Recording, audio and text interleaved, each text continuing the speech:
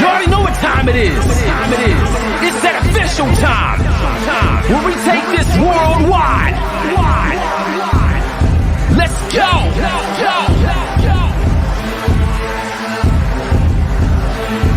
Listen. So now it's time to turn it up. Surf the radio waves as we begin to burn it up. We all up in your area like landscape, definitely bringing you the pancakes. It's a mandate that you tune in. It's time to move out so we can move in and recognize that this is no illusion. I'm here to clear the air so that there is no confusion. It all started off in the book of Genesis when Jacob was wrestling with who he thought was his nemesis. And when the man saw he couldn't overpower him, he touched his hip but he really couldn't devour him. And from that point, then we hear a name change, rearrange the game, so now we gotta change lanes. So I'm here to let you know it's time to listen to the Pancake and Powerslam Show. Let's go! Turn it up, it's the Pancake and Powerslam. Turn it up, it's the Pancake and Powerslam. Turn it up, it's the Pancake and Powerslam Show. Turn it up, it's the Pancake and Powerslam. Turn it up, it's the Pancake and Powerslam. Turn it up, it's the Pancake and Powerslam Show. Turn it up.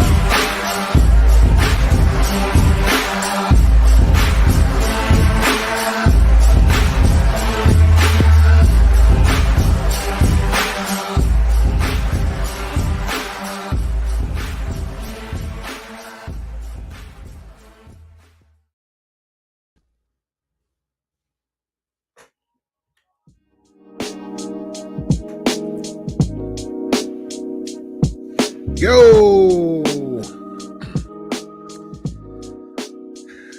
I think we have 569.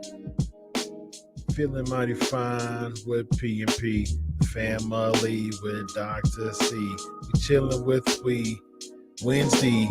Almost is currently Tuesday, but not so long, not for long. NFL, well, we chilling like well and yell. Or keep it simple, keep it real calm. That's what we do, like a napalm bomb. Keep it real loud, cause we getting so hyped. We all up in the clouds, flying so high, so and so bright.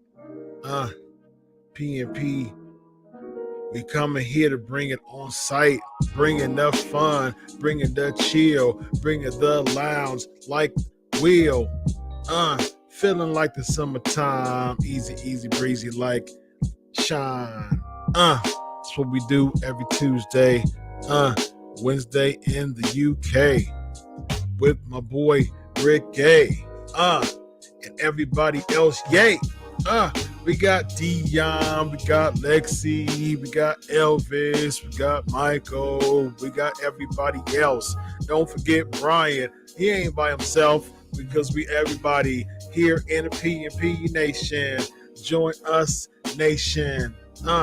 Join us in the station because we like a subway. We about to go. Chilling with, chilling together, having a good time, just like weather. Stormy weather, good weather, it don't matter because we having fun every single week. Once you come, join us, P&P Nation 569. We the best station because we don't be hating. Just be chilling and have some fun like every week. This is the peak of the week. P&P Nation chilling like eek in the ock. Work ock like the cartoon Spock. Because we rock. What's up, y'all? What's going on, P&P Nation? I shout out some names of weekly P&Pers, man. Why don't you join P&P every week, man, and you'll get your name. You'll get your name mentioned as well. Chad's in the building. There you go. Aaron, absolutely, man. Good stuff. All right, here we go. Let's get into these questions, P&P Nation. What's up, Ricky? Is that the first time you've interviewed Jim Brunzell? No, I believe that is the second time I've interviewed Jim Brunzell.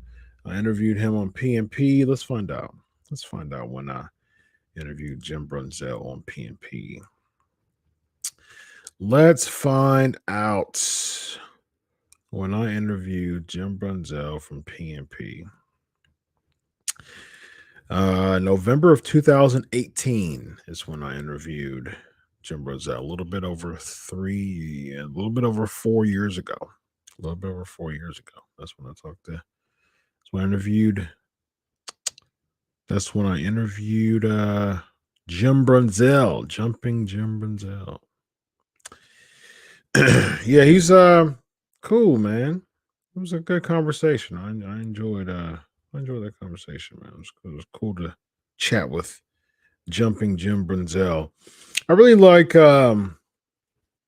enjoy interviewing people who, wrestling fans, like old school wrestling fans, are wondering, like, where the heck is like Jim Brunzell or B. Brian Blair or Damian Demento or Baby Doll, you know what I mean? Like any of those wrestlers, and I love interviewing those wrestlers, man, because like I said before, like I was telling Brian Blair, like I was telling Jim Brunzell during our show, I mean, I've been the person who's interviewed like the current star, and I still do with some, but it's like a lot of when you're interviewing people and when you're assigned to interview people by sites and stuff like that, it's just like, yeah, I mean, you can't say, well, you can ask whatever you want. That's what I used to do.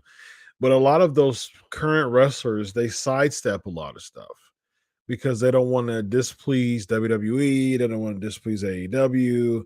So they sidestep a lot of questions in order not to answer them because they don't want to, lose a push or be in the doghouse or, get bad heat, all that. So you have to deal with the politics that are within the business currently. And so like it takes away the authenticity, a lot. So that's why I love interviewing wrestlers who don't really care about like just speaking the truth, just speaking just however they're feeling, and that's how it is. So I love those type of interviews. You had pancakes today. Nice. I'll be having pancakes soon as well. Pancake. Happy pancake. Happy pancake day.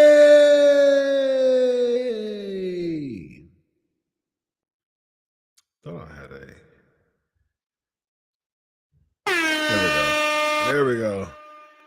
we go. Happy Pancake Day! There you go. Shout out to Pancake Day. I love pancakes. Yeah. Just keep asking the cool questions. And I usually check on the patrons usually a lot of the patrons get the right of way when it comes to having their highlights and as the channel continues to grow, I'll definitely give patrons the right of way even more, especially the top tier. And so, but if it is a good question, I'm like, this is relevant to the week, and it's not, it's hot, it's buzzing, and I'll highlight it. Aaron's in the building. Av Gaming, good stuff. Shawn Michaels versus Grayson Waller at Stand and Deliver. Really? So Shawn Michaels is that right? Is that right? Shawn Michaels is coming out of singles retirement? Man, he hasn't wrestled a singles match since. Really? He's coming out of retirement for Grayson Waller? He didn't want to do it for AJ Styles, which I understood why he didn't. But Shawn Michaels is going to come back, so he's going to put over Grayson? Man, what? That is everything that Shawn Michaels stands against if he's just going to do a one-off and put over Grayson Waller, man. That's everything that Michael stands against when it comes to his legacy. He couldn't stand his last match, the tag match with DX against Brothers of Destruction. That was his first match back in several years since WrestleMania 26. So this will be his first. If he wrestles this year, this will be his first singles match in 13 years. He's going to come out of retirement, singles retirement, for his first singles match in 13 years for Grayson Waller. I don't watch NXT, so I'll trust your word for it. Anybody else pick that up who watch NXT? Did y'all pick up Michaels versus Grayson Waller at Stand and Deliver? I don't watch it, so y'all know more than I do when it comes to him. Y'all fill me in when it comes to NXT every week. So anybody else who watch NXT, please tell me he didn't just say that. What's the point of a DQ finish if they're not doing Brock versus Lashley again at Mania? I agree. It wouldn't make sense at all for a DQ finish. Like I said at the post Raw show, I think what they're going to do, which I don't want them to do, I think they will run it back at Mania. That's what I said last week on the show too. What I think they're going to do, which just yuck, just absolutely yuck. What I think they're going to do is they're going to do Omos and Lesnar. They're going to have their moment. They're going to do the face off, and then Lashley's probably going to sneak attack Lesnar. And then he's going to join the Hurt Business again, and they're going to run it back at WrestleMania. Now, I don't mind them running it back at WrestleMania. They should have had it at WrestleMania from the very beginning. They shouldn't even have had it in Elimination Chamber. It should have been just a straight up match, Lashley Lesnar at WrestleMania, and that's it. Don't put the Omos as a ploy for somehow Brock Lesnar to believe that Omos and then Lashley going to attack Lesnar. And come on, man. That's doing too much. That's doing too much, man. Doing too much. Just do a straight up. I mean, you could even do a gimmick match, man. Like do like a either MMA style match, a steel cage match. You know what I mean? Like a no DQ, something. But you really gonna have the Hurt Business And why in the world would you want to have someone assist Bobby Lashley in winning the match? Why would you want to do that? Just have him straight up beat Lesnar. That's the way to get him over. But you're going to have him pull heelish tactics and have the Hurt Business help him? That's not a way to get him over, man. That's terrible how they're building this up. Elvis, America will soon lose a hero, great man and veteran, former president of the United States, Mr. Jimmy Carter. What are your thoughts about him as a president, his dedication to Habitat for Humanity? I'm all for dedication to Habitat for Humanity. I have no idea as far as him as a president. I did not experience Jimmy Carter as a president. So I was born, Reagan was president. Jimmy Carter was late 70s.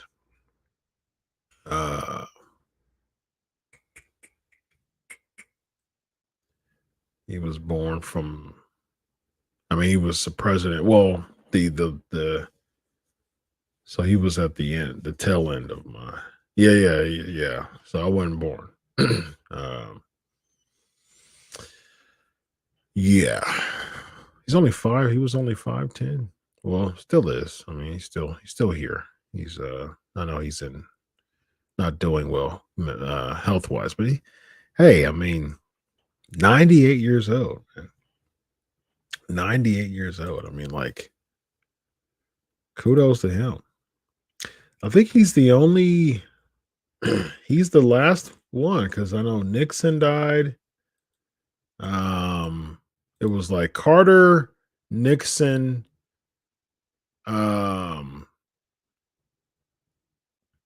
Reagan, like the one from the 70s and 80s, like the presidents that were still living. Let's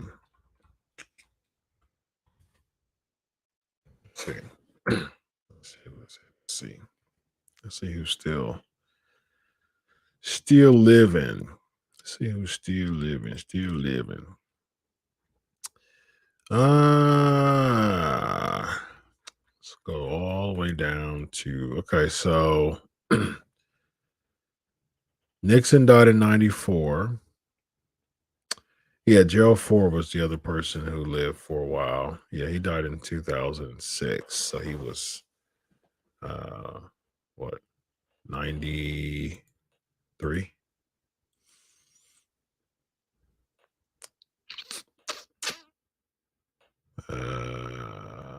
Let's see. Yeah, 93. 93 years old. Man, good for him. Jimmy Carter still living. Ronald Reagan died in 2004. He was in his 90s too, wasn't he? I think he was like 92, 93 years old. Reagan died at 93. Wow, man. These presidents are old. Bush died in his 90s too, didn't he? Wasn't he like 94 or something like that? 94. Man. These presidents, they like dying in their 90s. They live long lives. So Clinton and Bush were born in the same year, 1946. Obama was born in 1961. Donald Trump was born in 46 as well, same as Bush and Clinton. And Biden was born in 1942. Man, I think the youngest president was JFK, wasn't it? Who's the youngest president? Youngest president.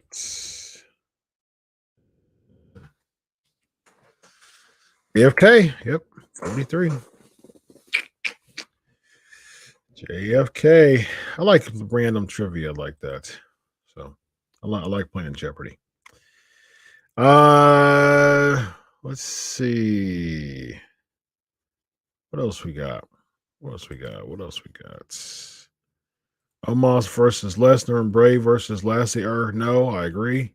Lashley can't cut a promo. That's true. I like Lashley a lot, but I agree. Bray has bored me for the most part. Yeah, since coming back, not a lot. I mean, not a lot of appeal with Bray. Just I'm just like every week I'm just like this, like okay. uh, Okay, all right. So the Firefly Funhouse again is advertised for this week. Okay, LA Knight thing with LA Knight, and that's pretty much a one and done. Talked about Brock Lesnar and Bobby Lashley, but Bobby's on Raw and you're on SmackDown. But okay. Well, Uncle Howdy attacks you. But somehow we get no explanation of why he attacked you. All of a sudden, he's siding with you when LA Knight is competing against you. Okay, what's the payoff here? Yikes. I agree with that. That's the reason why I don't think Omos and Lesnar are going against each other at WrestleMania. Elvis is heading to Denver again tomorrow. It's supposed to be snowing. Yeah, I heard there's going to be a big snowstorm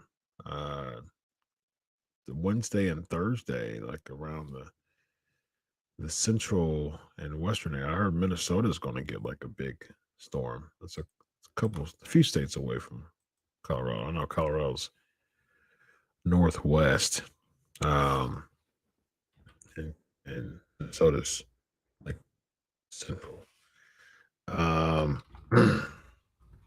Speaking of that, some people may not know this, but I know every single state capital. So just give me some states and I'll give you the capitals of them. So let's see. So there's Minnesota. Yeah, Minnesota is 3 states away from Colorado. Yep. Colorado's west, like west central, and like west, like far central west type of deal. Minnesota is more north central. So like Minneapolis, let's see what the drive is from Minneapolis to Denver. Yeah, give me a state and I'll give you the capital. That's something interesting that I know. That's an interesting thing about me is that I know every state capital. So let's see what the drive is. 13 hours and 42 minutes. So it's like basically from here to Florida. Although that's many more states from Ohio. All right, update on mom. Mom is improving, getting her strength back. I received a phone call today that she's sitting up with help and has the tracheostomy capped now. And that is one step closer to getting the tracheostomy out. Fantastic news, Elvis. Fantastic news. Thank you for sharing that. Fantastic. Dion's in the building. Do you think they're going to do a tornado style triple threat at WrestleMania where one pins some and they win? That's a no. No way. They're going to do a tag match with Zayn and Owens against the Usos. And they're going to do straight up Cody and Roman. And I hope Roman beats Cody and Cody beats him at SummerSlam. That's what they should do, actually. Thank you, Ricky. Matter of fact, I'm telling y'all, go over to the Pancakes and Powerslams YouTube channel because I'll be highlighting more questions from there, And then 2, I'll be shifting over there. I'll still be posting the shorts on Wrestling Rumors, but as far as live, I'll be shifting over to YouTube. So if you haven't went on YouTube, yeah, I see some people heading over to YouTube that used to do Facebook. So yeah, I'm on my Pancakes and Powerslams Facebook page too, but I'll be soon. I'll be transitioning completely over to YouTube. I'm actually thinking about the StreamYard is easy, but I was actually thinking about doing some other things, maybe using OBS again. We'll see. It's easy when it comes to the comments, so we'll see. We'll see. I don't want to make I work smarter, not harder. So, yeah, whatever is the whatever is the easiest. When it comes to this, is because again, this is after a long day's therapy. I worked 8 hours. I had 7 appointments and a meeting. So I worked 8 straight hours today. And then went to the gym, had some family time, and went straight to work here. Was prepping. It takes me about an hour to prep for the show comfortably, hour to 2. And then I have to get the so you got the flyers I have to make. Well, I have to make the flyer, and then I have to do the countdown stuff for both shows. Then I have to send the link, and then I have to basically, do some. I just freestyle when it comes to, I'm a very conversational interviewer, but I do research a lot before my shows, just to get me back, just to brush up on, some cool things that I may have forgot about a wrestler or something like that. So I'll watch some stuff and look at some stuff. And so the research that I do, the prep that I do, it takes about 2 hours. So then, do one show, do another show. So that's another 4 hour, I call them marathon days. I work about 12 to 13 hours, 12 and a half hours on Tuesdays. Mondays I'll work about 12 and a half as well. So busy. Thursdays I work about 10. So, and then I work on Fridays as well. And Wednesdays I do ministry.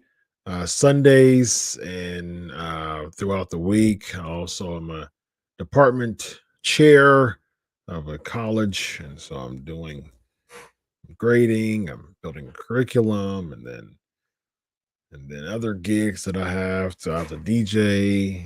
It's just I'm a busy man. So thank you, patrons, for supporting this show. This is a listener supported show. If there's no listener support, I do not have the time to do PNP anymore. So you all, the PNP Nation, the supporters of PNP, the patrons, you are the ones who are making this show tick, ladies and gentlemen. And we are 569 episodes in. And man, my schedule's so crazy that I forgot that within 5 weeks or so, we've got an anniversary episode coming up here. So this will be the 11th year of PNP. Last year was really cute. My wife came in and my office, my studio, and she had a nice cake live on the show. So that was really nice for my 10th anniversary last year on PNP. That was cute. That was cute. Yeah, I heard Keith Lee's back. I saw his picture, man. He looks I was waiting for there's 2 wrestlers. There's 2 professional wrestling talent that was waiting for them to just let go of the gray. One of them haven't yet, Paul Heyman, because he dyes his Caesar style all the time, just because he has gray. And then I was waiting for Keith Lee to just let it go because he dyes the beard and he dyes the hair. The old man, grandpa Keith Lee look, I'm not a fan of. What he should do is he should shave his head bald and he should grow the beard out gray. Now that looks, like rugged. That looks tough. Like that, like grow the beard out. Don't worry about dyeing it black.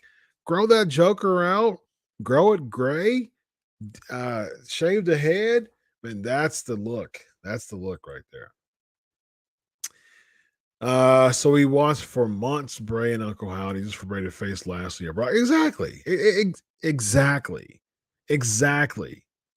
Like we're week after week, Uncle Howdy alluring Bray. He's like, I'm sorry. He says, I'm so glad that the fans like me. And then he gets allured by Uncle Howdy, and now he's hearing voices. Now he's having a mean streak, and he kind of gets intercepted by LA Knight somehow. And then all of a sudden he faces with LA Knight, and Uncle Howdy's still kind of interrupting him and causing him to go in some trances. And then he goes to Raw and he makes Alexa Bliss goes back in her trances, and that doesn't have any payoff. And then, around that time, he comes and goes side to side with Bray, and then he attacks Bray, and then nothing comes out of that.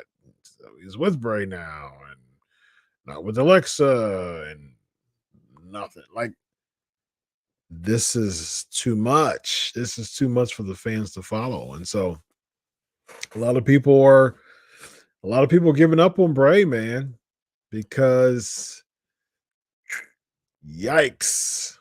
Like, there's too much. It's just too much to follow, man.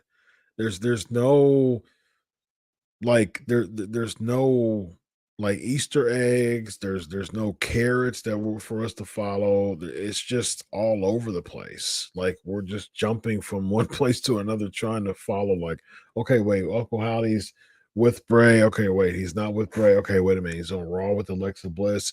Okay, wait, so he's with Bray again because he jumps on LA Knight.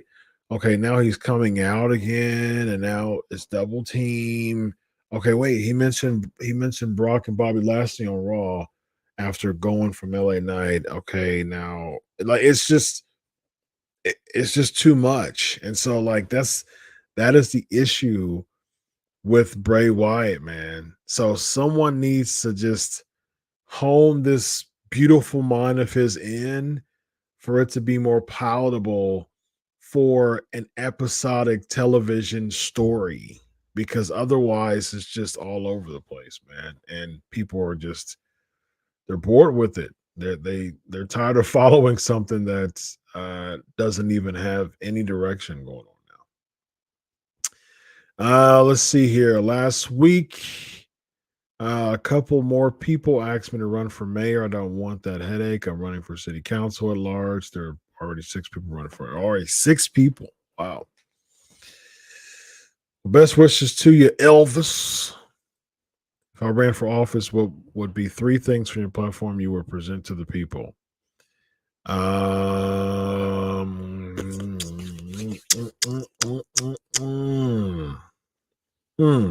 Ran for office, what would 3 things from your platform you would present to the people? I would work on free to affordable healthcare, free to affordable education, and I would really focus on religious rights, and I would focus on jobs, really job placement from colleges, because you're acquiring all this debt, and just a fraction of people actually go in the fields of what they're graduating from, and then they've got mountains of debt with interest that they somehow have to pay for. Like, that concept to me is just bizarre. Bizarre. It's bizarre. It's bizarre. It's bizarre. Doesn't make any sense to me. That's why I come in and I run roughshod all over the platform that's been going on for this long. That's not going to work with me. It makes zero sense. It makes zero sense to me. Rollins in the building. What's up, my man? We're in the building. I think that the WWE made the right call. Don't you feel that it negates the win of Zayn loses the title before WrestleMania? Okay, let's talk about it. Let's talk about it. So, last week I made a case for Sami Zayn, all right, of the reason why, because I was still conflicted. I was conflicted until the match, actually. Because I was like, you know what, man, I know that all roads lead, at the end of the day, all roads lead to Roman Cody WrestleMania. All right, that's what's going to happen. So it's not going to be some triple threat match people were talking about. People were talking about Cody versus Sammy. Like, no, no, it wasn't going to be any variation of anything else outside of Cody Rhodes versus Roman Reigns. No addition, no audibles, no nothing. Cody Reigns. So it would have made sense if you would have made that title change then, because it would have made sense out of all this. Because it's like, so why are we doing Zayn and Reigns? And if you were going to do it non-title. That's the thing. Like, do it non-title. Roman Reigns could have easily said, "You didn't earn a spot as a champion. You know, if you want to go against me, there's, if you want to go against me, that's fine. The only thing is that it won't be, for the titles." So you could have easily done that, and then you have Reigns versus Zayn after Mania, when Cody loses to Reigns, Reigns still beats Zayn, and then you can circle back Cody and have him chase leading into SummerSlam, and then Cody beats Reigns. Like, there's just so many things that could have been done with this, and instead of just a predictable Reigns and Zayn. I personally think, like I said, I was conflicted until the match. The Montreal crowd, if I was the head honcho backstage, I would have pulled an audible. I would have had straight veto power. I was absolutely convinced by that night that Sami Zayn should have won that match. Again, I was conflicted. I was like, okay, it makes sense. Do you want to tarnish Reigns, which you don't tarnish Reigns? One, he hasn't lost a match since 2020. He hasn't been pinned in a singles match since 2020. How far else do you want it to go? And I was also thinking in my head, so you have Sami Zayn, someone who's been there consistently in the WWE the whole time, versus someone like a Cody Rhodes, who understandably left WWE. I totally get it. I mean, it was Stardust and he wasn't being booked. I am totally for the reason why Cody left WWE, basically to reinvent himself and just make himself a hot commodity from being Stardust. I respect that. But you still left a WWE to start your own promotion, who became a rival promotion, AEW. That's basically your baby. You had help with it, but that's basically your baby. So you start a promotion who's a legitimate rival promotion, who is the second most popular promotion in American pro wrestling. And so you left because there were some issues. You come back, you get this meteoric push. Okay, cool. But at the same time, beating Roman Reigns in this streak of him being champion, it has added nothing. It is a non-factor. It is a complete non-factor. They aren't using the streak in the feud. Michael Cole talks about the streak, but it has zero implications. It has nothing at stake. There's not any type of, I'm going to end my streak versus championship or streak versus not. The streak has zero implications to this feud. So why not end this streak of him being champ with someone who's been there consistently? Because by the time Roman Reigns won, the ending was so anticlimactic. And then Sami Zayn gets the one up at the end. And so Roman Reigns looked weak regardless. Because Sami Zayn was the one who gets the haluva kick at the end. So Roman Reigns was booked weak, period. So why? And in Montreal, the crowd was just like, like, I see that you're trying to make this a consolation prize, but it's just not working. Like we wanted Sami Zayn to win. Just think about the moment that would have been created. And here's the thing. Sami winning in Montreal is a much bigger moment than Cody winning in Hollywood. Now, Cody's most likely going to win in Hollywood. I'll be totally fine if he doesn't and carry it over to SummerSlam. I think that's what they should do. But all signs point to Cody becoming champion at WrestleMania right now. Things could change, but right now, most likely Cody's going to win at SummerSlam. He's going to get a pop. He's going to get a positive reaction, most likely. But he, by no means, by zero means, is he going to get the same highlight reel as Sami winning in Montreal. Now, that moment would have been Kofi Mania-esque. That would have been Yes Movement-esque. That would have created that really organic, authentic, indelible moment in WWE history that we'll be talking about, forever. Every time we have Canadian events, they would play that. I mean, they would do stuff like that. Just like when every time they would do events in Wembley, they would play Bulldog beating Brett at SummerSlam 92. Like, there's certain moments that there's certain highlight reels that you're always going to play. Same thing with Guerrero beating Brock right before WrestleMania. We see that Guerrero moment over and over and over again. And I am totally fine with seeing it over and over and over again, because at the end of the day, the David and Goliath story doesn't run old. It doesn't get old. It is a recurring story from biblical days that does not get old, because people want to get behind David.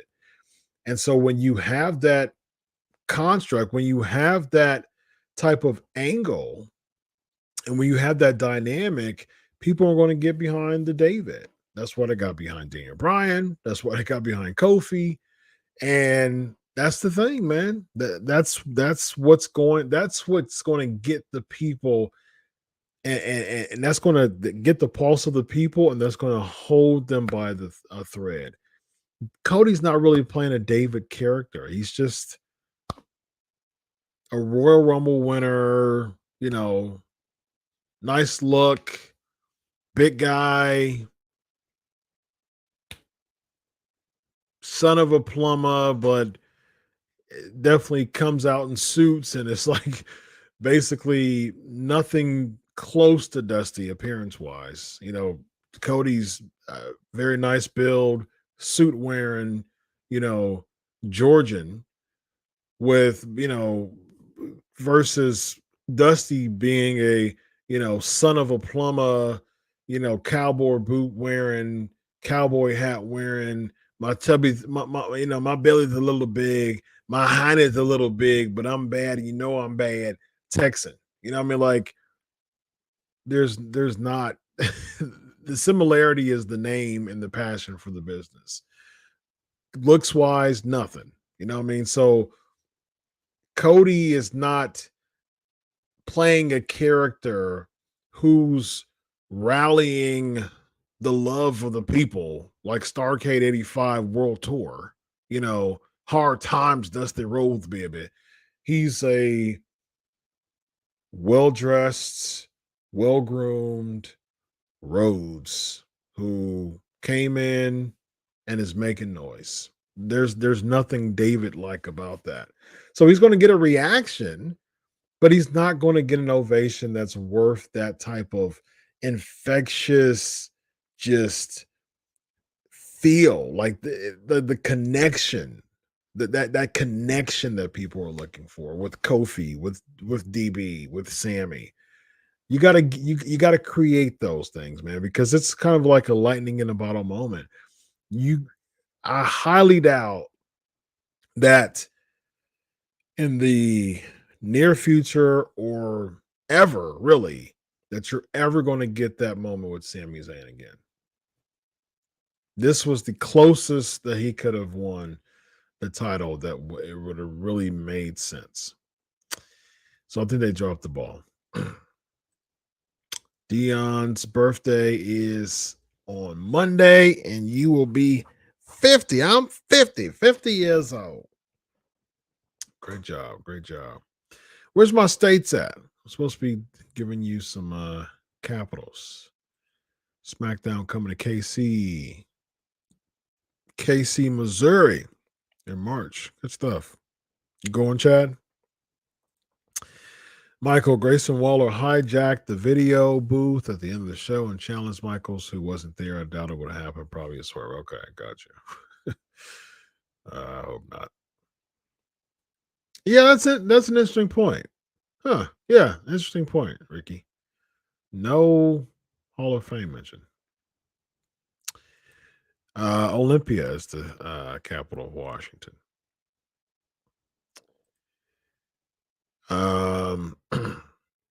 This year's Elimination Chamber had the highest gated viewership. Yeah, they've been making some noise, man. That's good stuff. Oh goodness, I don't remember. I know Michaels won the first one in 2002. My guess would be Triple H, maybe. Is that the one with that Goldberg was in 03? Triple H won it. Something like that. I don't remember. I just remember Michaels won the first one. Survivor Series 02, I believe it was. Mississippi, Jackson. As Chad said, SmackDown coming KC in March. I love to see Mahomes and Reigns face to face because Paul Heyman talking. I love to see Kelsey join them in the ring watching the bloodline back down. That would be funny. That would definitely be a moment that would cross over. West Virginia is Charleston. Reigns would be at the pay-per-view after Mania and SmackDown. So if he does lose at Mania, that's the only two pay-per-views I'll be watching. Have fun with that. No, it's Schoolhouse Rock. Knowledge is power. Schoolhouse Rock. I love me some Schoolhouse Rock. Big fan of Schoolhouse Rock. I had a burger and a salad. I'm a big fan of greens and proteins. Yeah. So that's a lot of got to maintain these guns somehow. Got to keep them fueled up, brother. Got to keep them fueled up, brother. So I'm all about greens and proteins, brother. So I had a burger and a salad. It was good. I had salad for lunch too, Southwest salad, and some Greek yogurt. So all about greens and proteins, baby. Thank you, man. Appreciate it. Thank you very much. Very, very appreciate that. My birthday is in July. My birthday's a little over 4 months away.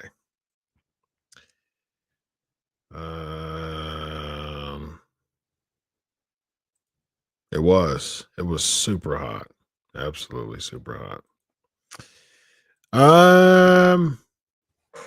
Probably Waterboy's the first one that comes to mind. The first one that pops up. That's the first one that pops up. Probably Waterboy. Let me make sure. I'm not. I'm not missing anything, but Waterboy, I'm almost positive is that.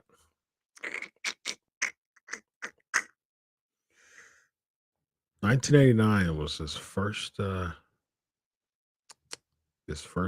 movie he was in. Looking at all of them. I watched Coneheads, I watched Airheads, Billy Madison, Happy Gilmore.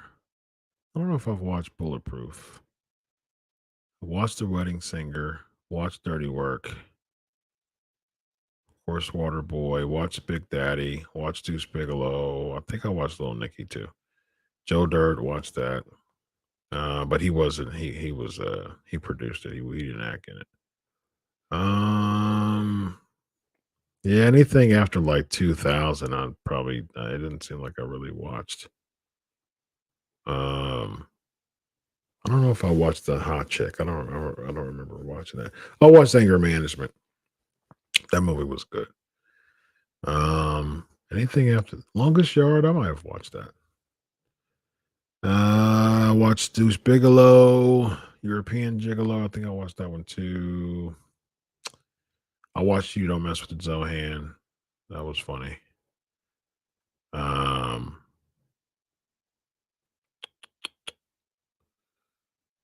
Yeah. I watched Grown Ups. Yeah, I watched a bunch. Well, I think I watched both the Grown Ups. Yeah, I think. Yeah, Waterboy.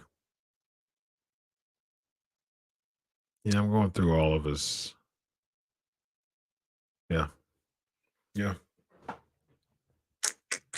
He was on the Cosby Show. He was Smitty on the Cosby Show from 87, 88. Very interesting. How old is Adam Sandler? Probably, yeah, I was going to say mid-50s now. 56. 56.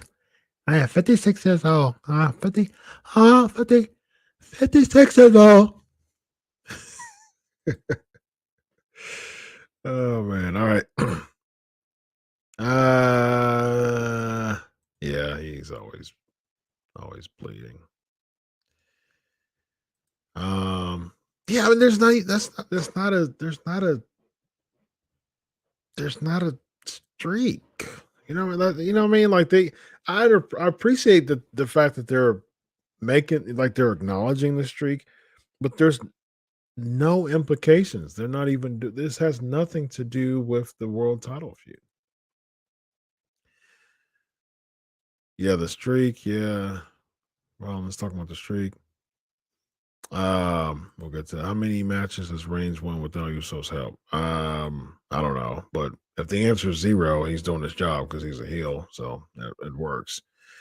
This is the debate. Is the streak meaningless, or is it directly connected to Roman Reigns being in God mode? That's a good question. I agree that Sammy's win in Montreal feels bigger than Cody winning Mania. Yeah, I mean it's way bigger than Cody winning at Mania. I mean, Cody's not even from Hollywood. He's from Georgia. So like Cody winning in Hollywood, okay, versus Sammy winning in his hometown in Montreal. Yeah, big moment there. Big moment. I mean, like, I imagine that if Sammy won at Elimination Chamber, it would blow Cody winning at Mania out of the water. Like, it won't even be close to an ovation. Like, Cody's probably going to get a pretty loud ovation in Hollywood. But at the same time, like, it's not going to be anywhere close to Sami Zayn. And Mania is going to have 3 times more people than, Elimination Chamber, but it's still not going to be the same. Jonas, what's up? Delaware, Dover, Vermont, Montpelier, Maine. I don't know what you. Maine. Oh, with an E. Maine. Augusta. New Jersey is Trenton. South Carolina is Columbia. California is Sacramento. Good question. My arm tattoo. The meaning behind my arm tattoo. So it's chains all up my arm, and the crosses all over my arms. That means that Christ has broken the chains of my life. That's what the meaning of the tattoo is. Christ has broken the chains from my life.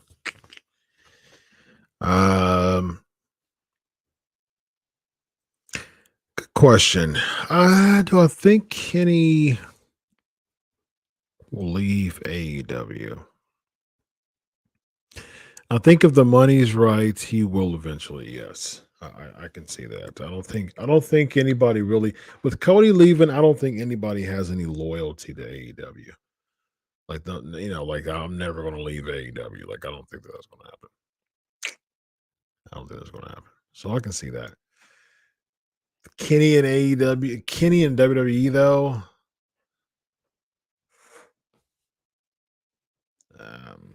Okay. I mean, I don't know. Longest Yard is good. It's got wrestlers in it. Grown Ups too is good. Stone Cold is great in it. Nice.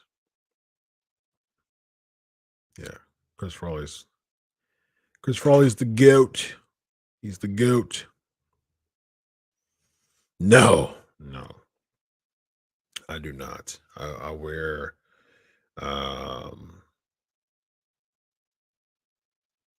V-necks, cardigans, jackets. I had a jacket on, a Henley, a jeans, and some J's. I usually wear. I mean, I like fashion, so I mean, I'm really big on fashion, and I collect J's, so I wear J's a lot at work. I wear I wear sneakers sometimes. Sometimes I wear like canvas, casual shoes.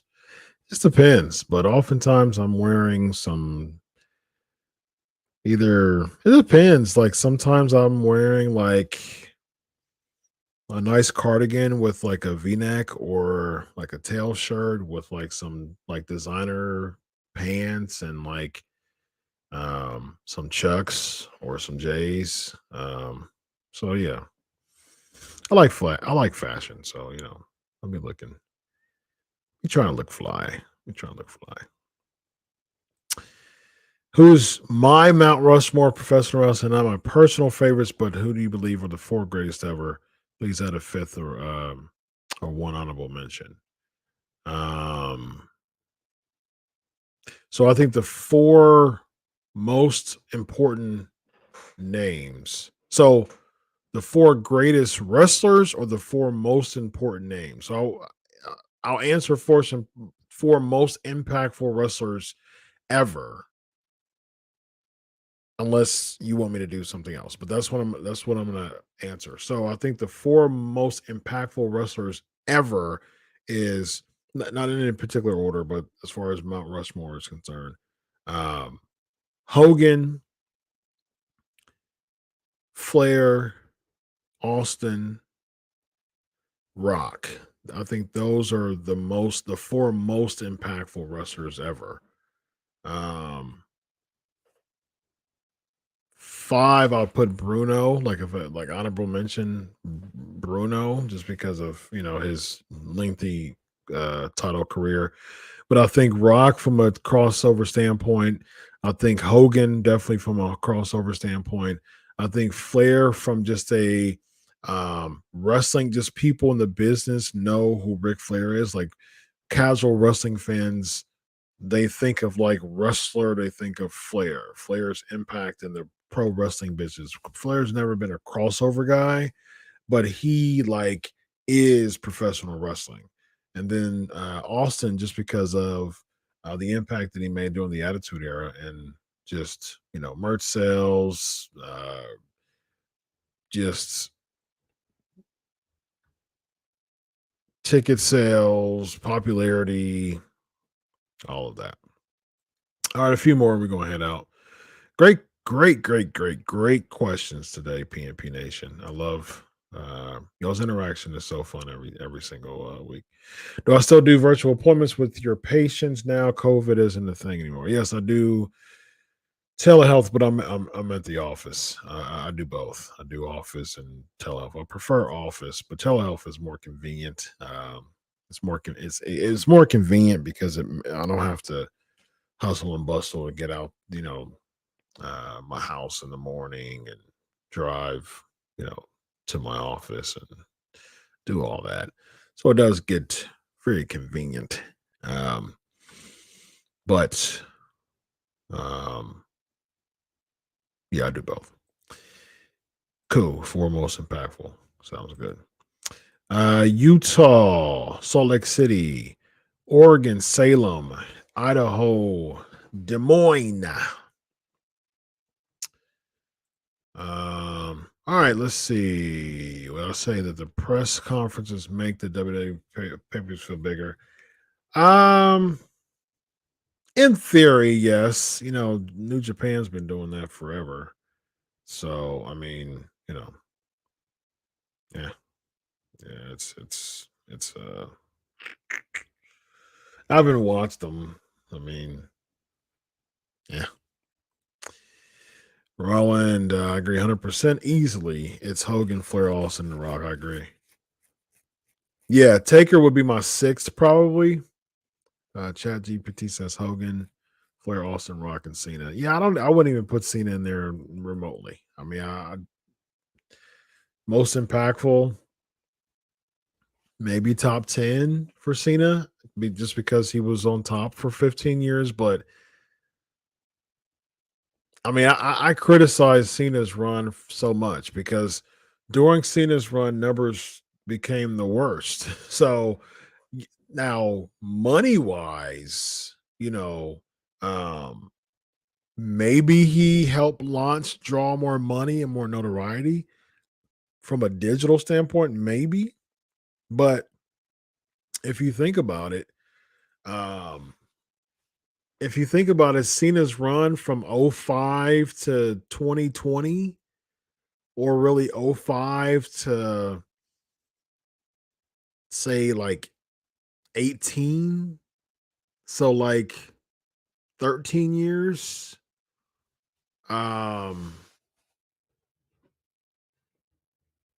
Like that Cena's era, like, was numbers were going down. So and people were leaving the pro wrestling industry. Casuals they were leaving the pro wrestling industry because they just stopped being interested, and because Cena's run it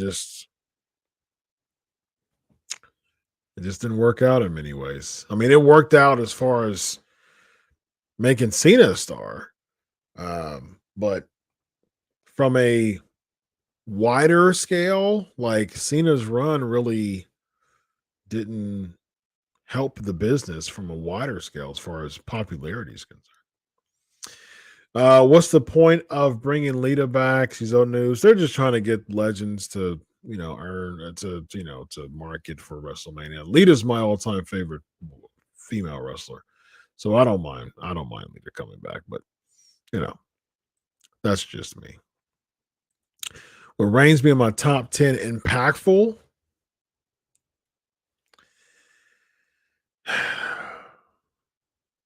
So instinctively, I say no, but you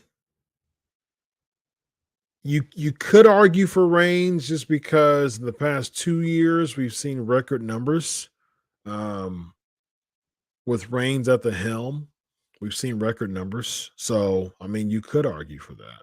So, there's your argument.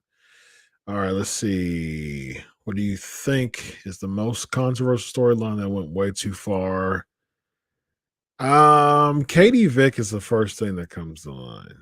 I mean, that storyline was just completely pointless and just absolutely stupid and just dumb. Like, it was just ridiculous.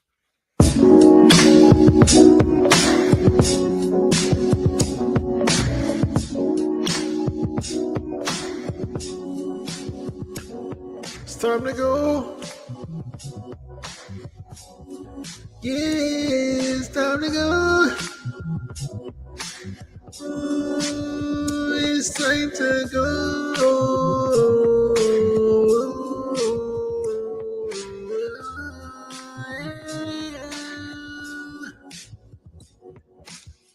I did hear about her talking about WWE when it comes to women's wrestling.